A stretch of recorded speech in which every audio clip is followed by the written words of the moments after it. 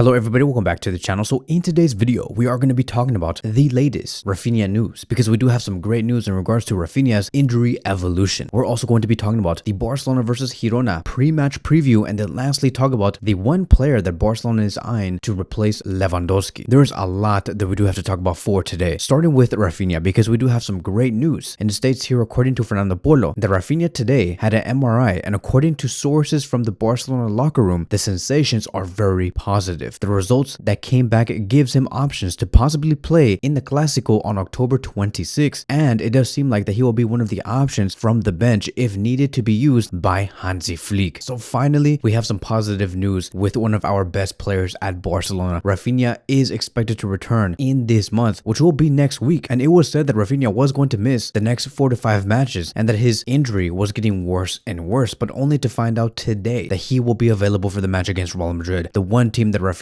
loves to perform against. Raphinha also recently spoke to ESPN, and he was speaking about the big money Saudi Arabia offer that he was given back on summer 2024. So he reflected on it and he made a huge statement, and this is what he said: "I have been playing football since I was 15. I've been through good times and bad times everywhere. So there came a point where I thought it was time to take care of myself and my family. The offer we had from Saudi Arabia really tempted me. It would have solved not just my personal life, but also the lives of my parents, my son, and a lot of people. Obviously, we thought about leaving FC Barcelona. I thought it might be time to leave. And then we talked to Hansi Flick, who came first on the phone. And then at the beginning of the preseason, he managed to convince me to stay. And I'm glad he did. A lot of people wanted me out. It's impossible to name them all. Suddenly, I wasn't doing what they thought I should be doing, what they thought I had to do. But I always had a clear image about what I was able to deliver. I am extremely dedicated. Maybe they wanted 30 goals per season, which isn't really my style. I'm not a striker. I'm a player who helps a lot with commitment, with a lot of dedication, a lot of hard work. That's Raphinha. I have always given my best. So because I wasn't the player they expected, many wanted me out. They thought I had no future at the club.